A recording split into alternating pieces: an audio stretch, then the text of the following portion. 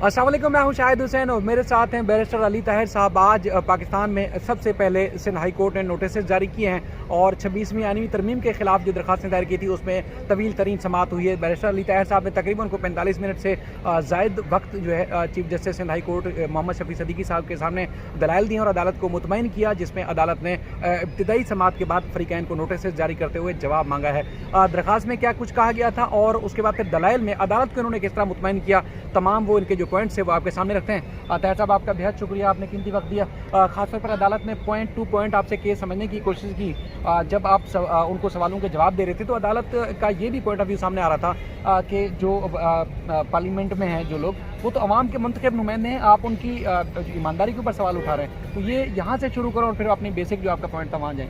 बिस्मिल्लाहिर्रहमानिर्रहीम। देखिए शाहिद भाई, एक तो मैं बड़ा शुक्रगुजार हूँ हाई कोर्ट ऑफ सिंध का और स्पेशली DV1 का कि उन्होंने पूरा राइट ऑफ ऑडियंस दिया, हमारे केस को पूरी तरह से समझा, सवालात उठाए, ये मौका दिया कि हम प्रॉपर्ली उन सवालात के जवाबात दें और उसके बाद उन्होंने ये एक्सपीडियंट समझा कि जी इसके अंदर नोटिस किया जाए। ज़ाहिर है जो सवालात हैं वो बड़े अहम हैं और वो ये है कि आर्टिकल 238 और 239 कॉन्स्टिट्यूशन में मौजूद हैं और फिर एक कॉन्स्टिट्यूशनल अमेंडमेंट को जो है जब एक पार्लियामेंट जो मुंतखब होकर आई है उसने किया है तो कैसे उसको चैलेंज करें। तो ज़ाहिर है एक सियासी पॉइंट तो ये है कि इस पार्लियामेंट की क्या लेजिटिमेसी है, ये शायद भाई आपको भी पता है, मुझे भी पता है, आपके सारे व्यूअर्स को भी पता है, जो उस पार्लियामेंट में बैठे हैं और जो उनके सपोर्टर्स हैं उनको भी पता है, वो भी यही बातें कर रहे होते हैं। उन्हें भी पता है कि वो फॉर्म 47 पे उनको लाके बिठाया गया और अब उनसे इस्तेमाल कराया जा रहा है। लेकिन ज़ाहिर है ये एक लीगल हम नहीं ग्राउंड ले सकते थे, तो मैं इससे स्टेप बैक कर और मैंने सिर्फ कॉन्स्टिट्यूशनल लीगल ग्राउंड्स के ऊपर बातें की, जिसमें एक तो ये है कि रावलपिंडी डिस्ट्रिक्ट बार एसोसिएशन के केस में ये होल्ड हो चुका है कि आईनी तरमीम को चैलेंज किया जा सकता है अगर वो बेसिक स्ट्रक्चर के अंदर जो है वो कोई वायोलेशन आती है, और उसकी बुनियादी तौर पे 4 वजूहात हैं। नंबर 1, ये जो पावर ऑफ अमेंडमेंट है ये पावर टू अमेंड है, ये पावर टू रिपील नहीं है, ये पावर टू डिस्ट्रॉय नहीं है। अमेंड का एक मतलब है और अमेंड का मतलब है किसी चीज़ को बेहतर करना। तो ये तो हो सकता है कि अगर एक केक आप लेके आएँ तो मेरे पास पावर ऑफ अमेंडमेंट में मैं उसके ऊपर चेरी लगा दूँ, क्रीम लगा दूँ, उसके ऊपर सिरप डाल दूँ। ये नहीं हो सकता कि मैं उस केक को उठा के ही फेंक दूँ और कहूँ कि ये मेरी अमेंडमेंट की पावर है। तो नंबर 2 ये है कि जो ये पार्लियामेंट है इसकी सिर्फ लेजिस्लेटिव पावर है, यानी कानून साजी की। जो आइन साज असेंबली थी वो 73 में अपना काम कर चुकी है और वो कॉन्स्टिट्यूएंट पावर थी। तीसरी बात इसके अंदर ये है कि जो डेट्रिक कॉनराड एक बड़ा स्कॉलर था, वो मैंने अपनी पिटिशन में भी उसका हवाला दिया है और द न्यूज़ में आपको पता है मैंने एक आर्टिकल भी सबसे पहले लिखा था। तो मैंने कहा था, उसने कहा था कि पहले तो ये जेन्युइन नहीं लगती बातें, लेकिन जब आप जर्मनी के हिटलर का देखते हैं तो आपको पता लगता है कि अगर आइन में अमेंडमेंट की ऐसे पावर दे दी जाए तो हमें क्या पता कि कल को पीपल्स पार्टी एक 2/3 मेजोरिटी लेके आए।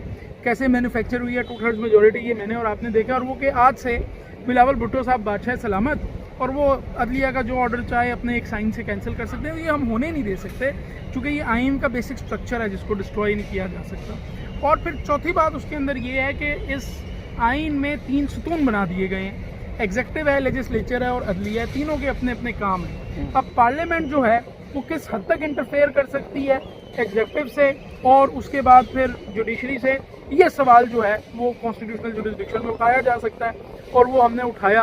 और फिर उसके अंदर जो प्रोविजंस थे, जो मुझे जिन प्रोविजन से प्रॉब्लम थी वो ये था कि चीफ जस्टिस भी वो अपनी मेजॉरिटी से बनवाएंगे, जैसे आपने देखा कि जस्टिस मंसूर अली शाह को किस तरह से इग्नोर किया गया। फिर जजेस भी मेजॉरिटी नॉन जुडिशल मेंबर्स, हुकूमत आ गई, अटॉर्नी जनरल, लॉ मिनिस्टर मिलके लगाएंगे। फिर नंबर 3, हाई कोर्ट के जजेस की वैल्यूएशन वो करेंगे, वो बताएंगे कि किस जज की क्या कारकर्दगी है। और भाई आपको क्या पता, आपको कस्टर्ड और जेली में फ़र्क नहीं पता, आप हमें बताएंगे कि किस जज की क्या वैल्यूएशन है, खुदा का खौफ करें। और फिर लास्टली नंबर 4 जो सबसे ख़तरनाक है वो ये है कि दुनिया के किसी मुल्क में, बेशक वो कॉमन लॉ हो, सिविल लॉ हो, कोई मुल्क हो, बेंचेस की पावर हमेशा कोर्ट का इंटरनल मैटर है, बेंचेस की पावर बाहर नहीं दी जा सकती। मैं ये डिसाइड नहीं कर सकता शायद भाई कौन सा बेंच मेरा केस सुनेगा। अगर मैंने ये डिसाइड कर लिया तो फिर पीछे केस में बचा क्या। तो अगर मेरे पास ये राइट नहीं है तो हुकूमत को ये राइट कैसे दिया जा सकता है कि वो अपनी मर्जी के बेंचेस बनाना शुरू कर दे मेजॉरिटी के साथ जुडिशल कमीशन में, और फिर वो खुद लिटिगेंट है उन कोर्ट्स के सामने। हम जब देखें ना CP में आते हैं, आपकी बड़ी मेहरबानी है, आप हमें कवर भी करते हैं, बाकी वकला को भी कवर करते हैं। CP में आते हैं 95%, और ये मैंने आर्ग्यूमेंट लिया कोर्ट में भी, 95% is against the DC, the commissioner, the SSP, the DIG, the IG, the province and the federation.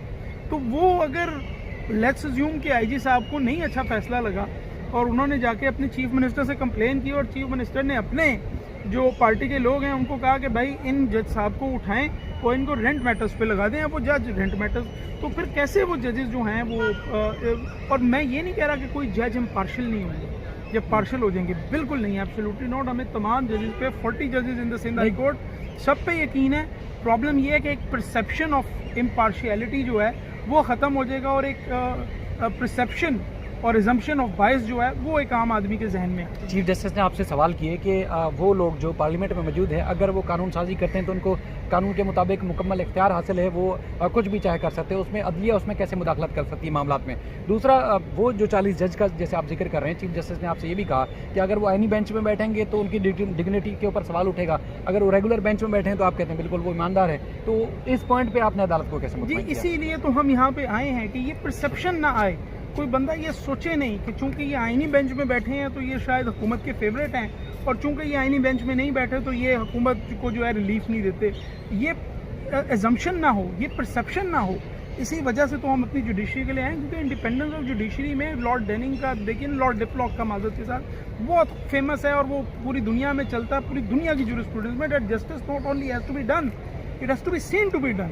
एक अदालत भरपूर इंसाफ कर रही हो लेकिन उसकी परसेप्शन ये हो कि ये इंसाफ नहीं कर रही, वो अदालत नहीं चल सकती। अदालत वो चलेगी जो नज़र आता हो कि ये हाँ अनबायस्ड है, ये पार्शियल नहीं है। और ये जो परसेप्शन की आपने बात की है, ये परसेप्शन उठ रहा है और इसी वजह से हम इसानी दरख्वास्त में आए हैं। किसी की ऑनेस्टी डिसऑनेस्टी पे हमें कोई शक नहीं है और ख़ास तौर पे हमारे जजेस की तो हो ही नहीं सकता, हम तो रिलीफ ही यहाँ से लेते हैं। मगर ये जो एक बातें और चटर शुरू हो जाएगा, हम नहीं चाहते कि हमारी अदलिया के साथ ये हो। मैं खुद पार्ट ऑफ द बार हूँ और बेंच और बार मिलकर आपको पता है कि ये जुडिशरी बनाते हैं, तो मैं अपने इस जुडिशरी के इदारे पे इस तरह वार नहीं करने दूँगा। इसमें चीफ जस्टिस ने आपके आर्गूमेंट को कोट करते हुए कहा कि ऐसा लगता है कि बज़ाहिर हुकूमत ने या पार्लियामेंट ने अदलिया को फतह कर लिया, तो ये तो बहुत बड़ी बात हो गई। यानी कि अगर जज साहब ने, चीफ जस्टिस ने अपनी ऑब्जर्वेशन नहीं दी लेकिन आपके आर्गूमेंट को मद्देनजर रखते हुए उन्होंने ये लफ्ज़ इस्तेमाल किया ऑर्डर में, तो आपने यकीनन सुना होगा, तो उस पर आपकी क्या राय है कि वाकई हुकूमत के लिए परेशानी है कि आगे? This was my case Shahid भाई, मेरा केस ही यही था, that they are trying to hound, they are trying to bully, they are trying to intimidate and they are trying to conquer the judiciary. ये 4 जो लफ्ज़ थे ये मैंने इस्तेमाल किए थे और मेरी कंटेंशन लिखवाई गई है। मैं बहुत बेहद शुक्रगुजार हूँ अदलिया का और ख़ास तौर पर आज जहाँ केस चला जजेस का, कि उन्होंने मेरी कंटेंशंस को सुना, पूरा राइट ऑफ ऑडियंस दिया और उसके बाद उनको कंसिडर किया और फिर नोटिस जारी किए। मगर ज़ाहिर है फेडरेशन ने भी आना है अपना जवाब लेके और फिर देखेंगे कि क्या कॉन्स्टिट्यूशनैलिटी इसकी 26वीं तरमीम की है। आखिरी सवाल ये है कि जैसे attorney general of Pakistan, advocate general of Pakistan और उसके अलावा दीगर जो फरीकैन थे उनको नोटिस जारी किए, यानी कि दरख्वास्त समाअत के लिए मंजूर हो गई है, तो आपको लग रहा है कि हुकूमत पाकिस्तान या अटार्नी जनरल या एडवोकेट जनरल आके अदालत को मुतमईन करेंगे कि जो कानून साजी हुई है वो कानून के मुताबिक हुई, अदालत उसमें मुदाखलत नहीं कर सकती? मेरे ख्याल में ये उनके लिए एक बड़ी टफ जॉब है। आज तो हमारे लिए टफ जॉब थी, हमने मेंटेनेबिलिटी के ऊपर सेटिस्फाई करना था। अब हमारे बाद ये जब हेड शिफ्ट हो गई है तो ये मेरे ख्याल में उनके लिए बड़ी टफ जॉब है कि किस तरह वो एक ऐसी मेलाफाइड तरमीम को जिसके अंदर क्लियर नज़र आ रहा है कि you are trying to hound the judiciary, आप उसको कैसे सेव करेंगे। सिर्फ ये नहीं हो सकता कि आप आर्टिकल 9A डालें और कहें कि ये तो बड़ी अच्छी तरमीम है, ये नहीं हो सकता। चलिए तार साहब, आपका बेहद शुक्रिया, आप सबका भी बेहद शुक्रिया। आज ये पहली दफ़ा ऐसा हुआ कि जो 26वीं यानी तरमीम हुई है उसके बाद जो सिंध हाई कोर्ट में मामले को चैलेंज किया गया था और 2 दरखास्तें दायर की गई थी, एक इलाही बख्श एडवोकेट और दूसरे अशरफ समू एडवोकेट की तरफ से। बैरिस्टर अली ताहिर ने जो है अशरफ समू एडवोकेट साहब की तरफ से तवील तरीन दलाइल दिए, उसके अलावा इब्राहिम सैफुद्दीन साहब ने इलाही बख्श एडवोकेट की तरफ से दलाइल दिए। दोनों वकला हजरात हैं जो कि जब ये कानून साजी हुई उसके बाद पाकिस्तान की सबसे पहली और बड़ी अदालत जो कि सिंध हाई कोर्ट है, यहाँ से नोटिस जारी हुए हैं। इसके अलावा इस 26वीं आईनी तरमीम के हवाले से दीगर अदालतों में भी केसेस ज़ेर समाअत हैं, उन पर फिल वक्त कोई नोटिस या कार्रवाई नहीं हो सकी है। इस सिलसिले में मज़ीद भी जो अपडेट्स होंगी आपके सामने रखेंगे। अपना ख्याल रखिएगा। अल्लाह हाफ़िज़।